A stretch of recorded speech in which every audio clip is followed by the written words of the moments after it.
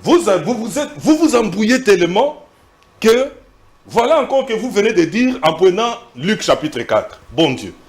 J'ai dit ici qu'on dit une chose, la meilleure manière de garder les choses à un noir, c'est de les mettre par écrit. Je comprends ici, je décèle à mon frère une pauvreté dans les documents. Il dit que ce que Luc a cité ne se trouve pas dans Ésaïe 61. C'est ça, non? Chers journalistes, vous allez me lire. Déjà, je commence par lire. J'ai ici avec moi une Bible. Je lis un peu ce qu'il y a dit là, dans Luc chapitre 4. Très bien. Je lis ici, et après quoi, je vais vous prouver ça. Très bien, vous aurez 5 minutes. Ok. Le verset, c'est à partir du verset, dans Luc chapitre 4, le verset 18 à 19, qu'il vient de citer ici. Où il relève que là-bas, on n'a pas fait mention d'ouvrir les yeux des aveugles. Ok. Alors, je lis cette traduction ici. Ça, c'est une Bible d'études, on dit ceci. Les versets 18 à 19, citation d'Ésaïe 61, 1 à 2, écoutez très bien, selon l'ancienne version grecque. Donc, la manière dont le Seigneur l'a cité dans Luc 4, là, c'est selon l'ancienne version grecque. Quelle version grecque? Je l'ai ici, c'est la version de 70. Chers journalistes, vous pouvez nous lire ça. Pour décanter cette histoire, afin que les frères ne puissent plus se perdre. Et il connaît des quand date la version de 70. L'Esprit du Seigneur est sur moi. Oui. Ça, c'est Ésaïe ou Luc? Ésaïe 61.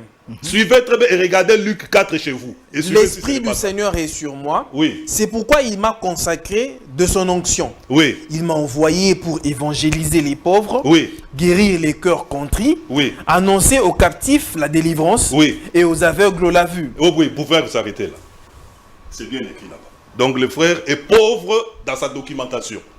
Il n'a pas fait de bonnes recherches et voilà comment il vient se fourvoyer devant le plateau.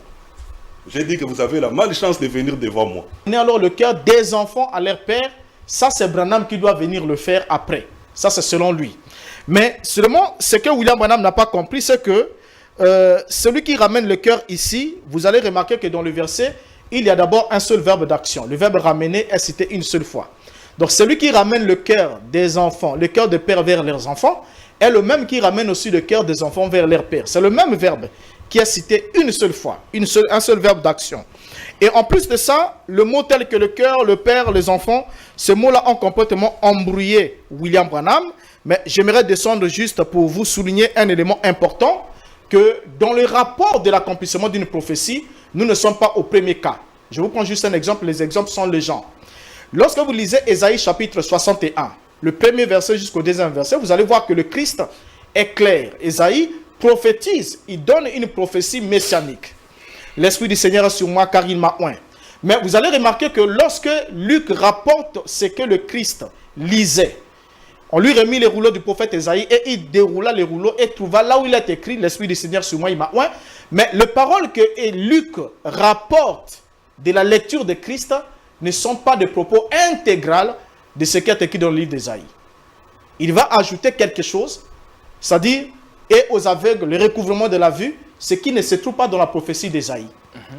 Et il va omettre un élément qui est dans la prophétie d'Ésaïe, qu'il ne va pas faire lire à Christ. Là, on n'est pas arrivé sur une année de grâce, ensuite il roule les rouleaux pour laisser l'année de vengeance pour plus tard. Mais rien que, en parlant du recouvrement de la vue, et aux aveugles, le recouvrement de la vue, vous allez prendre le livre d'Ésaïe chapitre 61, vous qui êtes à la maison qui suivez, vous allez ouvrir, vous verrez que Ésaïe n'a pas prophétisé cela. Alors, donc cela ne sous-entend pas que le Mashiach, puisque Luc a rapporté cela ainsi, donc la partie non rapportée, le Christ doit revenir pour accomplir cela. Ça ne veut absolument rien dire. Donc ça c'est un exemple et les exemples sont légion. Alors, pour ne pas perdre le temps là-dessus, parce que jusqu'ici, vous n'avez pas pu démontrer au niveau des Écritures en quoi William Branham est Élie de Malachi 4. Alors, j'aimerais d'abord vous souligner un élément important. L'élément important, c'est lequel? C'est que c'est en 1960 que William Branham va commencer à s'intéresser à cette question d'Élie. Il va déclarer ce qui suit. Je vais quand même donner quelques déclarations ici de William Branham, parce qu'on parle de lui, il faut qu'il soit appelé sur la scène. Dans la prédication, c'est moi, n'ayez pas peur. Prêché en 1960 au paragraphe 106. Branham dit ce qui suit. Et l'un de ces jours, Dieu me laissera aller à Jérusalem, il en sera ainsi. N'oubliez pas, si vous croyez que je suis un serviteur de Dieu. Ça, c'est William Branham. Là, nous sommes en 1960. Et lorsqu'il arrive en 1961, dans la prédication des instructions de Gabriel à Daniel, prêché le 30 juillet 61, le paragraphe 150, Branham dit ce qui suit. Je le dis devant mon auditoire ici, qu'il y avait quelque chose que j'allais avoir un rôle à jouer avant de mourir pour amener Israël au Seigneur.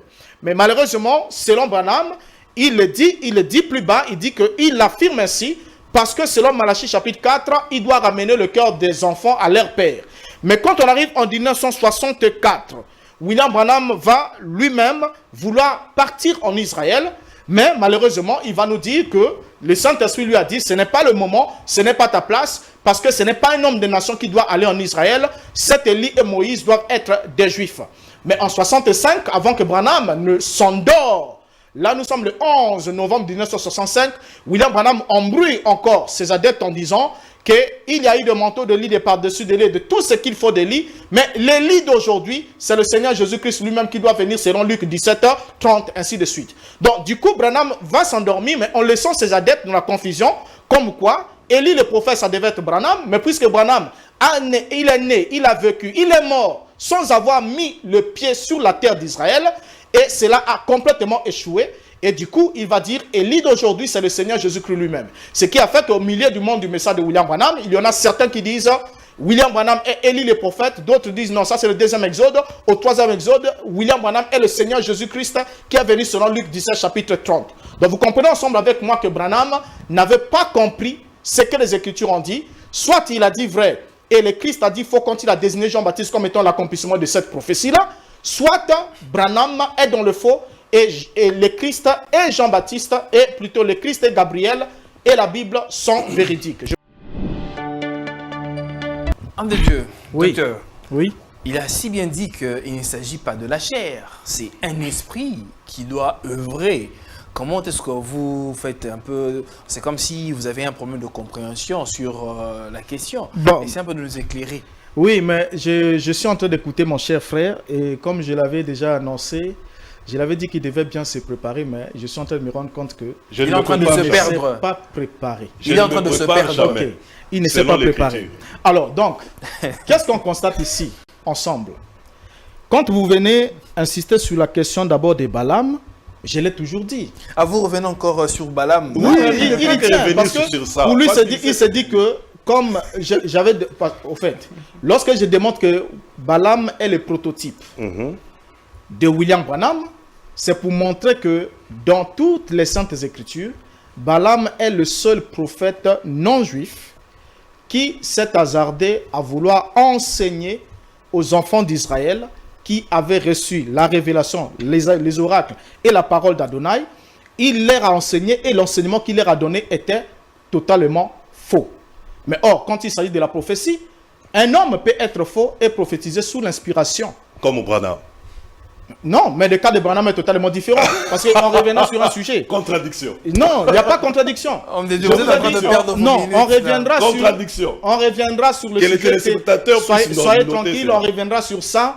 William Branham n'a aucune prophétie donnée avant le fait qu'il y ait sa réalisation. Là, Donc, on on aura une reviendra. émission On spéciale. aura une Contradiction émission flagrante précise. devant les Alors, médias. maintenant, Très bien, qu'est-ce que on dit. nous constatons sur la question d'Élie? Très bien.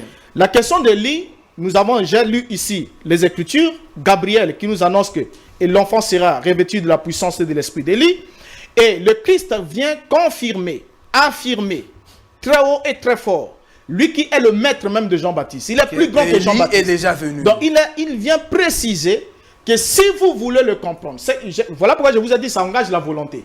Il dit si vous voulez le comprendre, c'est lui l'Élie qui devrait venir. Amen. Donc ça c'est le Christ qui le dit. Exact. Et si le Christ dit que Jean est Élie qui devait venir, il a raison de le dire. Exact. Mais ça n'a rien à voir avec la confusion que Jean-Baptiste a voulu s'aimer de la réponse qu'il a donnée aux pharisiens. Vous savez que Jean n'était pas en train de répondre à ses disciples. Il répondait aux pharisiens qui lui ont posé ces questions. Et ces pharisiens lui ont posé des questions de savoir, es-tu Élie, es-tu le Christ ou es-tu le prophète? Il a régné, il a dit qu'il n'était pas tous les trois. Pourquoi? Parce que le pharisien posait la question à dessein. Il posait la question par rapport à la compréhension qu'ils avaient dans leurs documents. Parce que selon les pharisiens, dans le Talmud et les autres documents et tout, Élie devait descendre de façon littérale. Donc ce n'est pas, il ne devait pas naître, il devait descendre comme il est monté littéralement au ciel. Il devait descendre littéralement. Alors, lorsqu'il pose la question à Jean, es-tu Élie? Jean a dit vrai quand il a dit non, je ne le suis pas. Parce que Jean n'était pas littéralement la personne d'Élie, le prophète qui est monté au ciel sur un chariot.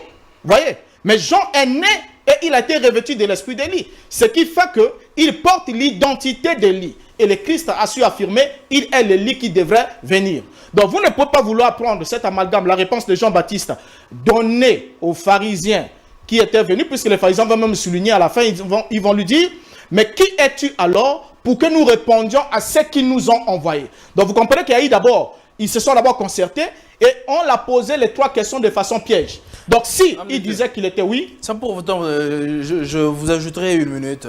Est-ce qu'il ne s'agit pas ici du ministère énorme de l'homme? Parce que quand on parle de Malachie 4 par exemple, est-ce qu'il ne s'agit pas ici d'un ministère? Mais quand on parle de Malachie chapitre 4, il s'agit bien de l'esprit. C'est le même esprit d'Élohim qui a œuvré par Élie le Tishbite. C'est le même esprit qui revient. Qui a agi dans Élisée. Qui a agi dans Élisée. Et cette fois-ci, il est annoncé qu'il devait agir par Jean-Baptiste. Mais seulement nous avons une promesse unique. Le problème, c'est celui-là. Et la promesse est faite aux enfants d'Israël. La promesse est accomplie avant que le Mashiach ne puisse partir.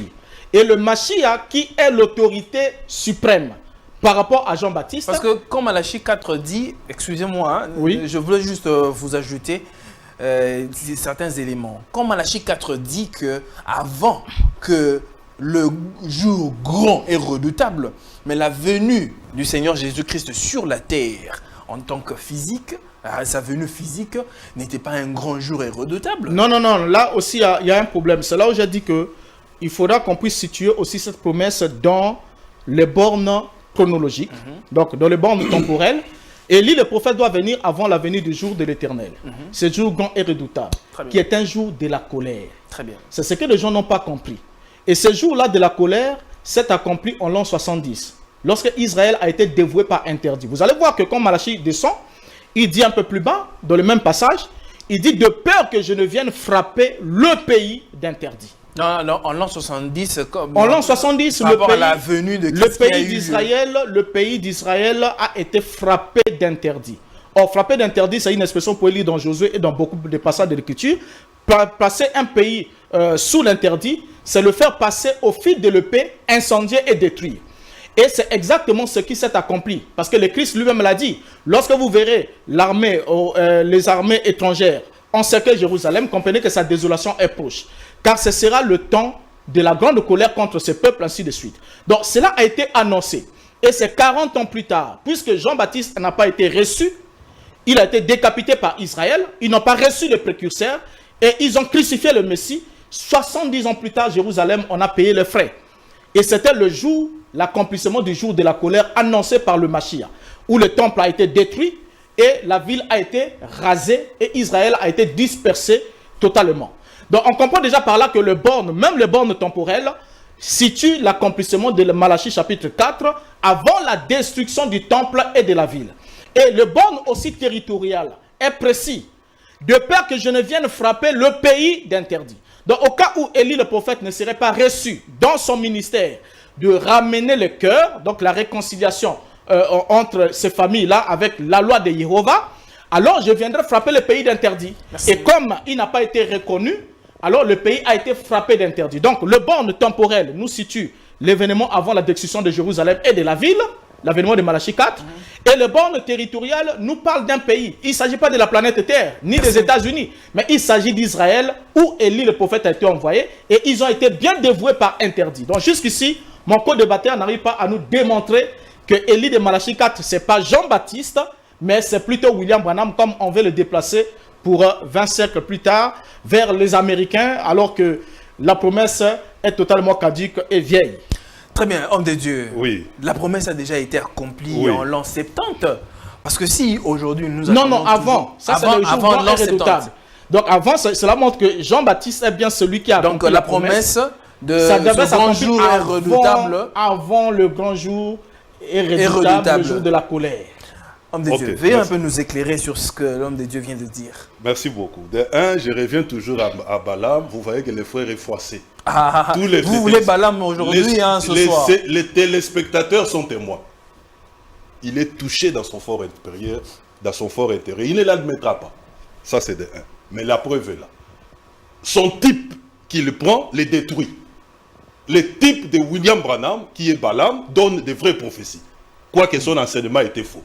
Mais ici, dans la réalité, Branham est faux dans l'enseignement et dans la prophétie. Ah, voilà. Donc, vous prenez un faux type. Cherchez un autre type. Ne prenez pas celui-là. Vous vous êtes poignardé. Vous vous êtes fait harakiri. 2. Je reviens maintenant. J'ai combien de temps, président? Parce qu'il a pris 5 minutes juste. Parce qu'il a débordé. J'avais rebondi et puis c'est pourquoi je lui avais ajouté quelques minutes. Les bien-aimés fait des affirmations gratuites. Il est tombé devant quelqu'un qui n'est pas le moindre. Il me découvre peut-être aujourd'hui. Le mot pays qui est là, c'est le mot Eretz, qui veut dire la terre.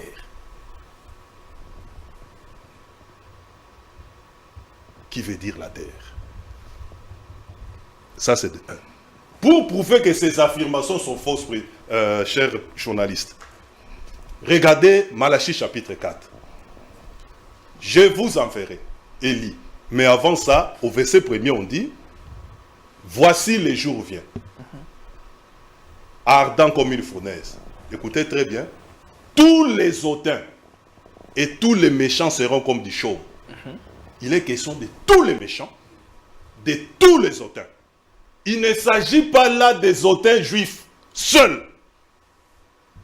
Parce que l'apôtre Paul, qui est mieux assis que lui, voici ce qu'il dit dans Actes chapitre 17. Il explique cette écriture. Il dit ceci. Dieu, sans tenir compte des temps d'ignorance, annonce maintenant à tous les hommes, en tout lieu, qu'ils aient à se repentir. Pourquoi? Car il a fixé un jour où il jugera la terre par l'homme qu'il s'est choisi. Ça, c'est l'apôtre Paul. Un homme assis dans les Écritures, différemment de lui qui se perd. Il lit des Écritures, mais il se perd. Il n'a pas la compréhension des Écritures. Ça, c'est l'apôtre Paul. Donc, Dieu annonce non pas seulement aux Juifs. Il leur a dit, c'est à vous premièrement que la parole devait être annoncée. S'il y a un premièrement, il y a un secondement. Même le jour de la Pentecôte, la promesse est pour vous, les Juifs, pour vos enfants, les Juifs, et pour tous ceux qui sont au loin, en aussi grand nombre, nous les nations, en aussi grand nombre que le Seigneur notre Dieu les appellera. Car le peuple qui était au loin, les Écritures ont défini cela. Israël était le peuple qui était près de Dieu. Nous qui étions en ce temps-là, éloignés, loin des promesses, nous étions le peuple qui était au loin. Mais la promesse avait déjà été faite par Isaïe. Dieu fera la paix avec ceux qui sont près, ainsi qu'avec ceux qui sont loin. Et c'est ce que Paul a expliqué dans Ephésiens chapitre 2. Donc c'est du n'importe quoi. Tous les méchants qui devaient être consumés, il ne s'agit pas seulement de méchants juifs. Il est question de tous les méchants. L'apôtre Paul est clair. Dieu annonce à tous les hommes, en tout lieu, qu'ils aient à se repentir. Mais pourquoi doivent-ils se repentir? Et c'est ça même la raison de l'évangile. Ils doivent se repentir parce qu'il y a un jour qui vient, où Dieu jugera la terre. Président. Mais il a bien, l'homme de Dieu l'a si bien précisé que ce jour-là a déjà eu lieu. Non, mais c'est faux, c'est très faux. C'est très faux. Il a très bien démontré. C'est très, très, très faux. Pouvez-le nous parler? Mais c'est très faux. Je commence d'abord par situer l'écriture. Différemment de lui, il lit un texte qui ne va pas. Il a fait de fausses affirmations. Que le frère du message n'arrive pas à considérer le verset 4. Bon, je ne sais quel frère du message lui l'a rencontré. Je ne sais pas. Parce que pour comprendre Malachie 4, c'est juste, il faut justement prendre le verset 4. Là. Il faut le prendre. Alors, la promesse de l'envoi d'Élie qui justifie quant à la venue du jour qui vient. Une minute. Parce que si les gens ne reviennent pas, le jour qui vient va les embraser. Très bien. Et il est question de tous. Je reviens sur Jean-Baptiste, parce que c'était là que le frère avait voulu faire une confusion. Une minute. Merci beaucoup. J'avais dit ici tantôt, et le frère a dit que Jean-Baptiste a fait de l'amalgame. Il a dit ici. L'amalgame fait par Jean-Baptiste. Non, Jean-Baptiste n'a pas fait de l'amalgame. Jean-Baptiste était l'accomplissement de la portion de cette écriture-là, quant à ramener le cœur des pères aux enfants. Mais lorsque ces gens sont venus à lui pour lui poser la question, ces gens avaient en tête la deuxième portion qui est celle de ramener le cœur des enfants au Père. Jean-Baptiste ne pouvait que légitimement dire « je ne le suis pas ». Très bien. Jean-Baptiste n'était pas la seconde portion de cette écriture, mais il était la première portion. Parce qu'il n'a pas eu honte de dire après que, mais que dis-tu de toi-même? Il dit, mais moi je suis la voix de celui qui quitte dans le désert. Merci Pourquoi beaucoup. n'a-t-il pas eu peur de dire cela? Merci Donc beaucoup. l'amalgame se situe dans le chef du frère. Merci beaucoup, homme de Dieu. Alors, Merci. vous allez permettre, on met juste une petite pause, 30 minutes, 20 minutes du journal, et puis on revient, s'il vous plaît. Il n'y a pas de quoi. Merci beaucoup. Merci. Juste 20 minutes juste de journal. Ouais.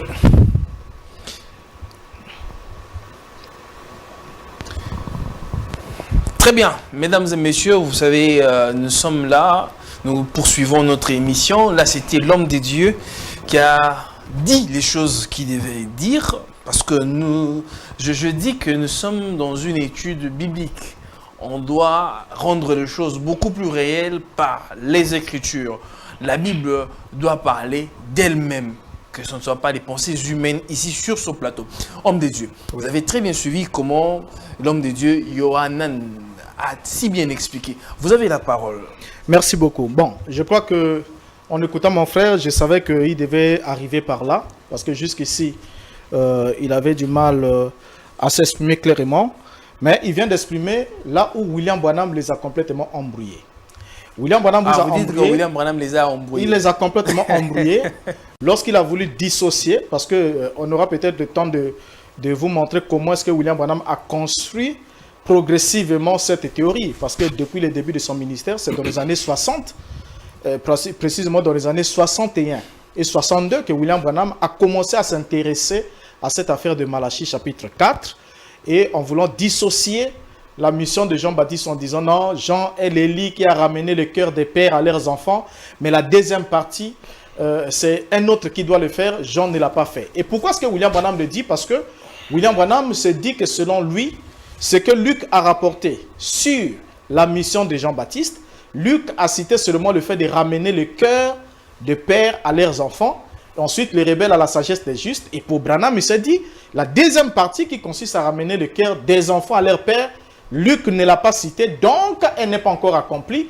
Celle-là sera accomplie plus tard. Et c'est dans ce vide de compréhension que William Branham a voulu mettre sa tête. Alors, laissez-moi d'abord vous souligner un élément important sur cette question. William Branham voit ici, lorsqu'il lit ce verset, il voit ici deux missions assignées à cet Élie le prophète. Premièrement, ramener le cœur des enfants, de père à leurs enfants. Ça, c'est Jean qui l'a fait selon Branham. Et deuxièmement, ramener alors le cœur des enfants à leur père. Ça, c'est Branham qui doit venir le faire après. Ça, c'est selon lui. Mais seulement, ce que William Branham n'a pas compris, c'est que celui qui ramène le cœur ici, vous allez remarquer que dans le verset, il y a d'abord un seul verbe d'action. Le verbe ramener est cité une seule fois. Donc, celui qui ramène le cœur des enfants, le cœur des pères vers leurs enfants, est le même qui ramène aussi le cœur des enfants vers leur père. C'est le même verbe qui est cité une seule fois, un seul verbe d'action. Et en plus de ça, le mot tel que le cœur, le père, les enfants, ces mots-là ont complètement embrouillé William Branham. Mais j'aimerais descendre juste pour vous souligner un élément important, que dans le rapport de l'accomplissement d'une prophétie, nous ne sommes pas au premier cas. Je vous prends juste un exemple, les exemples sont légion. Lorsque vous lisez Ésaïe chapitre 61, le premier verset jusqu'au deuxième verset, vous allez voir que le Christ est clair. Ésaïe prophétise, il donne une prophétie messianique. L'Esprit du Seigneur est sur moi car il m'a oint. Mais vous allez remarquer que lorsque Luc rapporte ce que le Christ lisait, on lui remit les rouleaux du prophète Ésaïe et il déroula les rouleaux et trouva là où il est écrit, l'Esprit du Seigneur sur moi, il m'a oint. Mais les paroles que Luc rapporte de la lecture de Christ ne sont pas des propos intégrales de ce qui est écrit dans le livre d'Ésaïe. Il va ajouter quelque chose, c'est-à-dire, et aux aveugles, le recouvrement de la vue, ce qui ne se trouve pas dans la prophétie d'Ésaïe. Et il va omettre un élément qui est dans la prophétie d'Ésaïe, qu'il ne va pas faire lire à Christ. Là, on n'est pas arrivé sur une année de grâce, ensuite il roule les rouleaux pour laisser l'année de vengeance pour plus tard. Mais rien que, en parlant du recouvrement de la vue, et aux aveugles, le recouvrement de la vue, vous allez prendre le livre d'Ésaïe chapitre 61, vous qui êtes à la maison qui suivez, vous allez ouvrir, vous verrez que Ésaïe n'a pas prophétisé cela. Alors, donc, cela ne sous-entend pas que le Mashiach, puisque Luc a rapporté cela ainsi, donc la partie non rapportée, le Christ doit revenir pour accomplir cela. Ça ne veut absolument rien dire. Donc, ça, c'est un exemple, et les exemples sont légion. Alors, pour ne pas perdre le temps là-dessus, parce que jusqu'ici, vous n'avez pas pu démontrer au niveau des Écritures en quoi William Branham est Élie de Malachi 4. Alors, j'aimerais d'abord vous souligner un élément important. L'élément important, c'est lequel? C'est que c'est en 1960 que William Branham va commencer à s'intéresser à cette question d'Élie. Il va déclarer ce qui suit. Je vais quand même donner quelques déclarations ici de William Branham, parce qu'on parle de lui, il faut qu'il soit appelé sur la scène. Dans la prédication, c'est moi, n'ayez pas peur. Prêché en 1960 au paragraphe 106. Branham dit ce qui suit. Et l'un de ces jours, Dieu me laissera aller à Jérusalem, il en sera ainsi. N'oubliez pas, si vous croyez que je suis un serviteur de Dieu. Ça, c'est William Branham. Là, nous sommes en 1960. Et lorsqu'il arrive en 1961, dans la prédication des instructions de Gabriel à Daniel, prêché le 30 juillet 61, le paragraphe 150, Branham dit ce qui suit. Je le dis devant mon auditoire ici, qu'il y avait quelque chose que j'allais avoir un rôle à jouer avant de mourir pour amener Israël au Seigneur. Mais malheureusement, selon Branham, il le dit plus bas, il dit qu'il affirme ainsi, parce que selon Malachie chapitre 4, il doit ramener le cœur des enfants à leur père. Mais quand on arrive en 1964, William Branham va lui-même vouloir partir en Israël, mais malheureusement, il va nous dire que le Saint-Esprit lui a dit, ce n'est pas le moment, ce n'est pas ta place, parce que ce n'est pas un homme de nation qui doit aller en Israël. Cet Élie et Moïse doivent être des Juifs. Mais en 65, avant que Branham ne s'endort, là nous sommes le 11 novembre 1965, William Branham embrouille encore ses adeptes en disant qu'il y a eu des manteaux de lit, des par-dessus de lit, de tout ce qu'il faut de lit, mais l'Élie d'aujourd'hui, c'est le Seigneur Jésus-Christ lui-même qui doit venir selon Luc 17h30, ainsi de suite. Donc du coup, Branham va s'endormir, mais en laissant ses adeptes dans la confusion, comme quoi, Élie le prophète, ça devait être Branham, mais puisque Branham, il est né, il a vécu, il est mort, sans avoir mis le pied sur la terre d'Israël, et cela a complètement échoué. Et du coup, il va dire, Élie d'aujourd'hui, c'est le Seigneur Jésus-Christ lui-même. Ce qui a fait qu'au milieu du monde du message de William Branham, il y en a certains qui disent, William Branham est Élie le prophète. D'autres disent, non, ça c'est le deuxième exode. Au troisième exode, William Branham est le Seigneur Jésus-Christ qui est venu selon Luc 17, chapitre 30. Donc vous comprenez ensemble avec moi que Branham n'avait pas compris ce que les Écritures ont dit. Soit il a dit vrai, et le Christ a dit faux quand il a désigné Jean-Baptiste comme étant l'accomplissement de cette prophétie-là.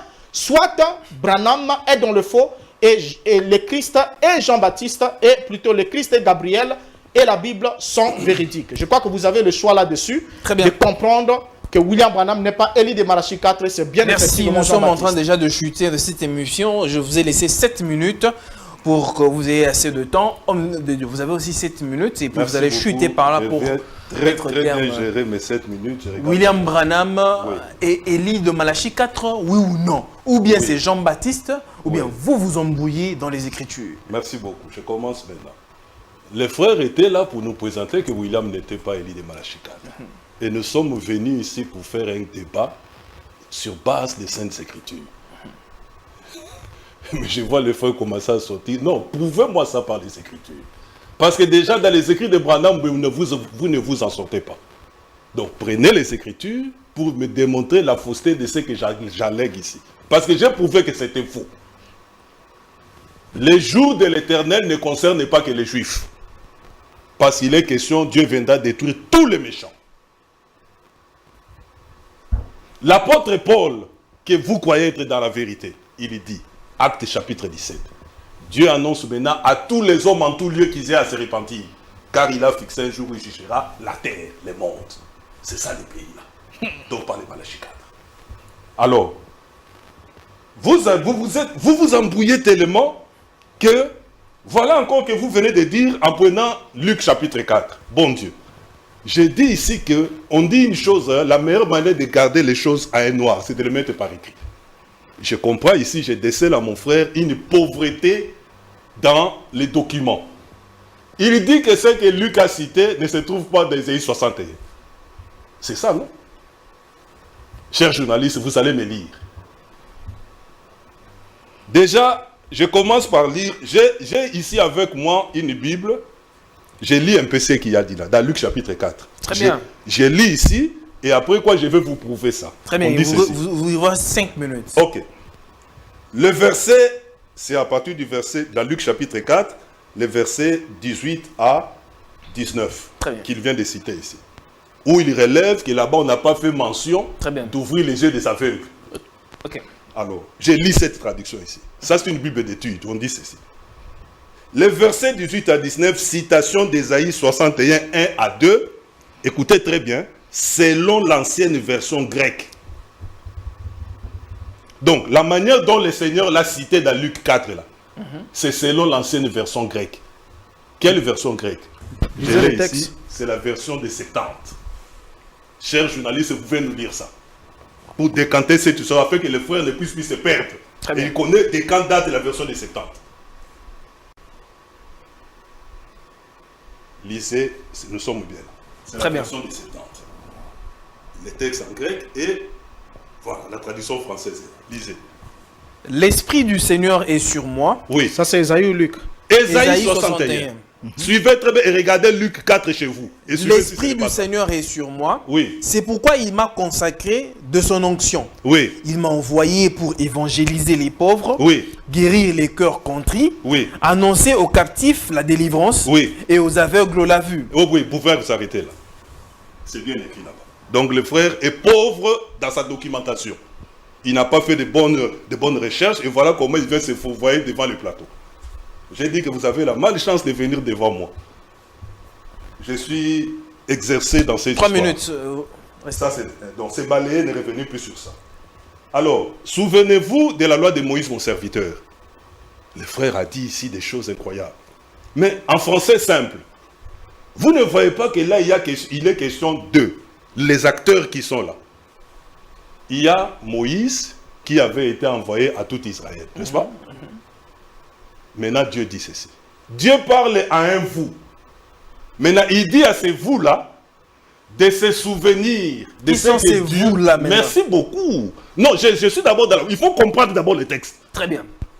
Souvenez-vous de ce que Dieu a fait pour tout Israël en leur envoyant Moïse avec la loi. Maintenant, qui sont les vous-là? Pour identifier les vous-là, il faut remonter. Les vous-là, c'est le peuple de la nuit. Parce que vous remarquerez dans Malachie 4, on dit à ce peuple-là, pour vous qui craignez mon nom, c'est ça les vous-là. Pour vous s'élèvera le soleil de la justice. Donc ce peuple-là vit pendant les temps de la nuit. Et il connaît le peuple de la nuit, c'est qui? Le peuple de la nuit qui a la garde de la parole. À qui Dieu fait les reproches au chapitre 3. Vous avez perdu la foi en moi. En disant, quel intérêt avons-nous encore à servir Dieu? C'est ça la lecture de Malachie 4. Et c'est à ce vous-là qui a perdu la foi que le Seigneur dit, je vous enverrai Élie les prophètes. Le jour de Yahweh, pour soutenir ce que je suis en train de dire, qui n'est pas la question que d'Israël. Je prends encore l'apôtre Paul. Parce qu'il faut devoir beaucoup lire l'apôtre Paul. Il apprendra dès ce soir. Romains chapitre 2. Écoutez ce que l'apôtre Paul dit. Or, nous savons que les jugements de Dieu, je commence depuis le verset 2, vous allez aller jusqu'au verset 12. Mais c'est un long texte, mais je termine par la lecture simplement. Or, nous savons que les jugements de Dieu contre ceux qui agissent ainsi est conforme à la vérité. Tu imagines, toi, homme, qui commet de tels actes, que tu échapperas au jugement de Dieu? Ou méprises-tu les trésors de bonté, de patience et de générosité déployés par Dieu sans rendre compte que sa bonté veut t'amener à changer, à la repentance? Parce que Dieu amène, et il annonce à tous les hommes qui aient à se repentir. Par ton entêtement et ton refus de changer, tu te prépares un châtiment d'autant plus grand pour le jour où se manifestera la colère et le juste jugement de Dieu. Écoutez très bien. Ces jours-là, le jour de la colère et du juste jugement de Dieu, il donnera à chacun ce que lui auront valu ses actes. Maintenant, suivez très bien. Ceux qui, en pratiquant les biens avec persévérance, cherchent l'approbation, l'honneur et l'immortalité, recevront de lui la vie éternelle. En ces jours-là. Et il va identifier, il est question de qui? Mais à ceux qui, par ambition personnelle, repoussent la vérité et cèdent à l'injustice, Dieu réserve sa colère et sa fureur. Écoutez, oui, souffrance, angoisse attendent tout homme qui pratique le mal. D'abord les juifs et aussi les non-juifs. Très bien, homme de Dieu. Je termine par là. Je termine vraiment. Oui, dans 30 secondes. Mais l'approbation, l'honneur et la paix seront accordés à celui qui pratique le bien, quel qu'il soit. D'abord les juifs et aussi les non-juifs. Ça, c'est l'apôtre Paul. Donc, le jour de la colère et du juste jugement de Dieu, les restreindre à Israël, vous avez complètement une vision fausse des Alors, homme de Écritures. Dieu, Ça, c'est la Bible. pour mettre fin, terme à cette émission aujourd'hui, vous avez très bien lu les Écritures. Les téléspectateurs voudraient retenir quelque chose. En réalité, qui est l'île de Malachie 4? C'est Jean-Baptiste comme l'homme de Dieu l'a si souligné, ou bien c'est William Branham? L'Élie de Malachie chapitre 4 dont nous parlons ici, ce n'est pas la personne de Jean le Baptiste. Parce que Jean-Baptiste en tant qu'Élie, le frère a voulu faire un raccordement frauduleux sur Luc 4, mais il est tombé sur la mauvaise personne. Il a peut-être eu à dire ça devant des gens, mais pas devant moi. Jean-Baptiste en tant qu'Élie, il a ramené le cœur des pères aux enfants. Et en tant que tel, il était ailleurs. Okay. Mais quant à la deuxième portion, quand tu as ramené le cœur des enfants au père, c'est là qu'il y a le rétablissement. Ce n'était pas la personne des gens. Pourquoi? Parce que vous allez voir, lorsque l'apôtre Pierre, qui était l'une des personnes qui étaient là, ces jours-là, dans Actes chapitre 3, l'apôtre Paul dit ceci. Repentez-vous, convertissez-vous, afin que des temps de rafraîchissement viennent. Et qu'il envoie celui qui vous a été destiné, Merci. que le ciel doit recevoir jusqu'au temps du rétablissement de toutes choses. L'apôtre Pierre le place comme étant un événement futur, différemment de lui, parce qu'il se perd dans les Saintes Écritures. J'ai dit. Très bien. Homme de Dieu, 30 secondes chutées, on met terme à l'émission. Bon, mais on a compris, on a tous compris que il y a eu Donc, juste un déballage. Élie de Que le frère me Élie de montre dans Malachie Luc 4, chapitre 4, qui ça n'existe pas dans les Saintes Écritures, qui S'il vous plaît, rencontre tout ce que j'ai développé. S'il vous plaît, il y a même près de 3 éléments sur ça, même plus que ça. Donnez-moi ça. Non, mais on n'a pas le temps pour ça. Ah, Nous sommes 30 sur un secondes, plateau. Vous avez chutez, tout le chutez. temps pour le faire. Donc, ce que le frère doit comprendre, c'est quoi d'abord? Comme je l'ai souligné ici, je l'ai démontré si brillamment avec les Écritures. Aucune écriture. Élie de Malachie chapitre 4, C'est un Jean-Baptiste. juif. Parce que les Élis, d'abord, il faut qu'il note ça, il doit le souligner. Les Élis sont d'abord des Juifs qui sont envoyés aux Juifs. C'est très Et faux. en plus de ça, tous ceux qui ont eu l'esprit d'Élie ne se sont jamais mariés, n'ont jamais eu des enfants. Et ils ont exercé leur ministère auprès d'Israël. Ils sont d'abord des Juifs, pour bien. commencer. Donc, William si c'est Branham, d'abord, William, c'est qu'il y a la suite. Il parle français. s'il vous Permettez, plaît, homme de Dieu. William Branham, parle le français comme William moi. Branham Donc il se perd. n'est pas, Même dans son français, William il ne Homme de Dieu, comprend pas. tolérance, Branham s'il vous n'est plaît. pas un juif. William Branham est un Américain. Et lorsque la promesse de Malachie chapitre 4 est faite à Israël, il n'y avait rien à voir avec un non-juif. En bien. plus de ça, William Branham, pensant qu'il était Élie, voulait aller exercer son ministère en Israël. Mais William Branham est né, il a vécu, il est mort sans avoir piétiné la terre d'Israël. Il est mort loin d'Israël. Et Élie de Malachie chapitre 4 ne peut jamais être William Branham. Le frère Sinon, a commencé le Christ l'émission, aura je dois tort. conclure. Très bien. Il a commencé, je dois conclure. Vous- C'est je c'est vous lui qui avait commencé. Vous avez la parole. C'est lui qui avait... Non, juste une phrase. Juste une phrase. Voilà, une phrase. Voilà. La phrase, la voici. Vous voyez comment le frère est tenté de se perdre. La phrase homme des dieux. Parce qu'on nous a déjà signalé là. On a Ah fini. bon Dieu. Le frère parle de l'île de Malachie 4. Vous avez vu que tous les éléments qui ont été, tous les points, depuis le premier point qu'il a relevé, les Écritures l'ont balayé, du début à la fin. Il a parlé de la loi, l'Écriture a balayé. Oh là là. Il est allé citer Luc 4, nous l'avons lu, cher journaliste, Oh là qu'il là. était dans le fond. Oh là Très là. bien. Je termine en disant ceci. Élie de Malachie 4 devait venir selon Pierre. Le Christ qui est allé garder au ciel, lorsqu'il reviendra, il doit revenir au temps du rétablissement de toutes choses. C'est Très qui est bien. faux. Très bien. C'est bien. faux selon vous, Voilà, pas selon Pierre. Acte Très chapitre 3. Ça, c'est selon Acte Pierre. chapitre C'en est 3 parle de fini. l'avenir de Christ. Ne Ça, parle c'est pas de selon l'avenir de Pierre. Christ. C'en Ça, est c'est fini, selon mesdames Pierre. Ne et parle pas de messieurs. l'avenir de Il l'Église. ce reviendra numéro, au Élie temps dans du Acte- rétablissement On se retrouve très prochainement. Que la paix soit avec vous et que Dieu vous bénisse. Au revoir.